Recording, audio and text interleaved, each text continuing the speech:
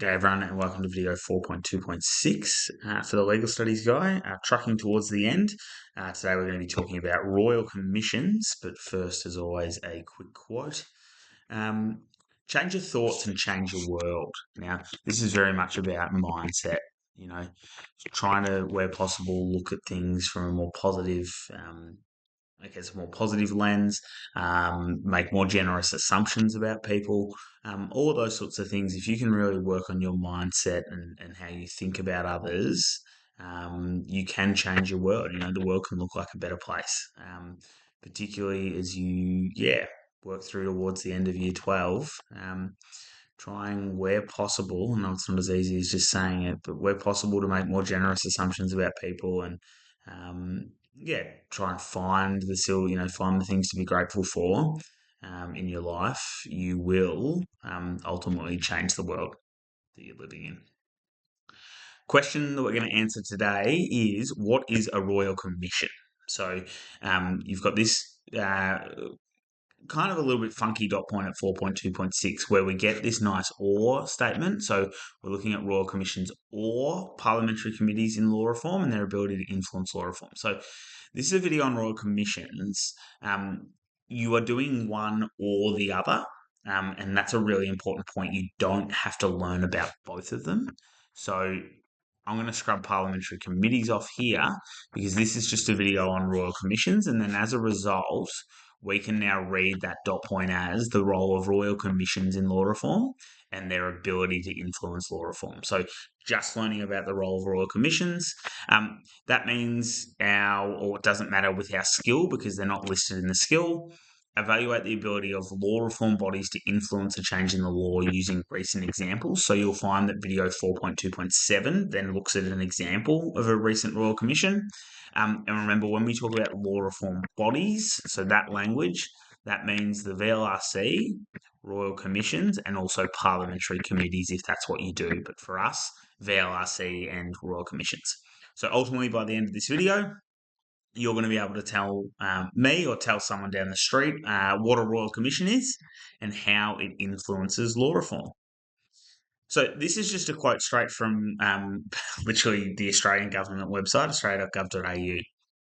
And it says straight up, in the Australian system of government, so in our country, in how our country is run, royal commissions are the highest form of inquiry on matters of public importance.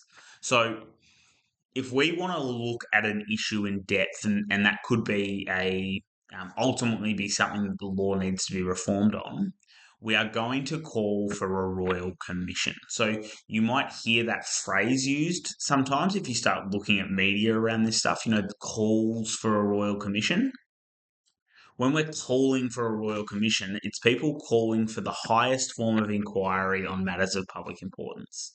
And this is fundamentally what we're going to find about a royal commission is a royal commission is usually called to look into something that's gone wrong. So generally speaking, a royal commission is there to investigate issues, problems, as opposed to, say, the VLRC, which we've looked at, where the VLRC is very clearly looking at, it might be a law that's not operating as effectively as it needs to be, but it might not be something that's really heavily impacting, the entirety of the public. It might not be a great scandal. Whereas royal commissions are often called to look into things that are quite scandalous, things that are, getting lots of media attention. And that's why they can be viewed as this idea of the institution of last resort. So we would term a royal commission as an advisory body. So the government of the day appoints them. Technically, they're called for by the Governor-General, but the government decides who the commissioners are on a royal commission. And these commissioners have really, really broad powers to look into that issue of great importance. Australia's first ever royal commission, this is back in the early 1900s, was to look into a ship that had come back from, I think, the Boer War. And supposedly the conditions on the ship for soldiers had been really poor. There'd been a bunch of issues, and the Royal Commission was called to try and investigate what had gone wrong. to try and obviously make sure it didn't happen again.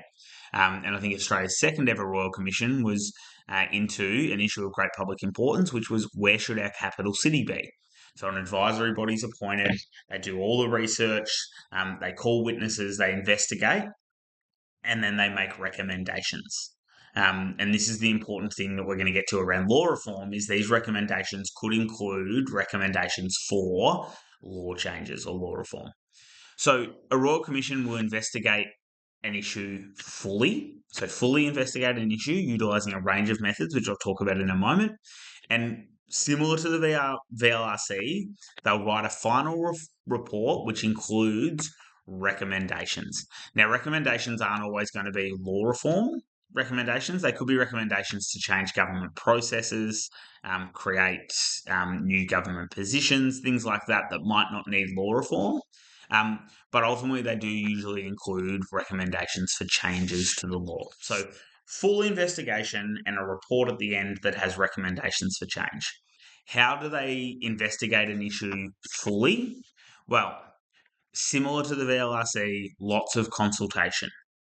So community consultations, they might hold roundtable discussions where they go out to different parts of the country and bring people in to talk about the issue. They'll do their own research, obviously, and they'll hold, really important is they'll hold hearings, and they can be public and private. Now, it's important to understand with the hearings that they hold that these hearings are similar to court in a way. So they're generally often broadcast, and you can look up and watch these hearings. They can be quite combative. And there's rules of evidence. Evidence is presented to witnesses, and witnesses need to respond to questions from lawyers. And witnesses can be forced to attend. That's a really important point. So if they fail to comply, witnesses can actually be charged with an offence.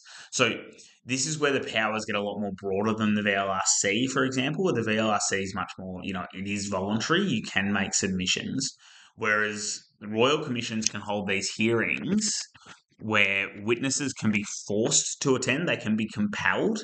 It's an offence if they don't, and they're going to be questioned similar in a way to how a court case might run. Royal Commissions will also accept written submissions. Much like the VLRC's process, they'll present an issues paper to frame their roundtable discussions and the research and then the hearings that they're going to hold. So they'll do all that research first, they'll consult, they'll write this issues paper, and then that allows them to then do the ongoing consultation with the public and experts and hold their hearings. To address, the problems that they've identified in the issues paper and the things that they need to try and figure out.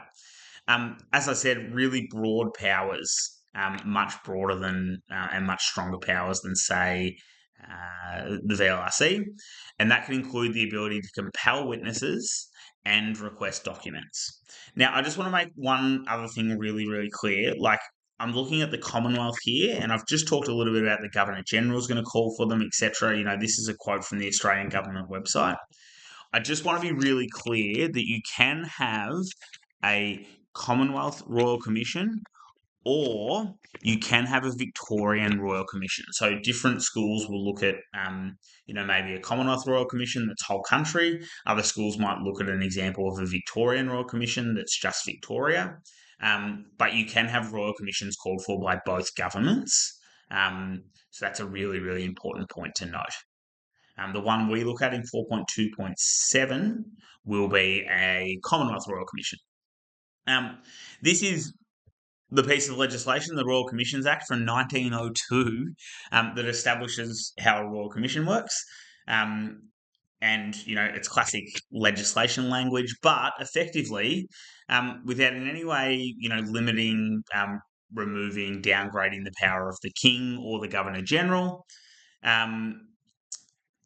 you can authorise any inquiry on any issue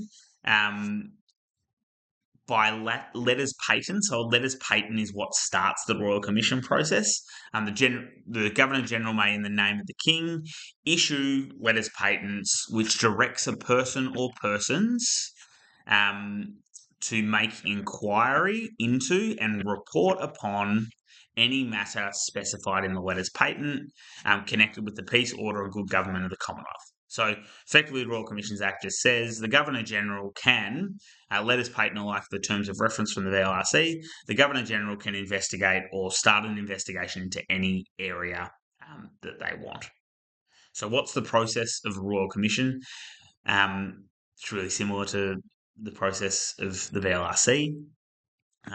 Despite the fact that their powers are obviously different and the Royal Commissions can be national.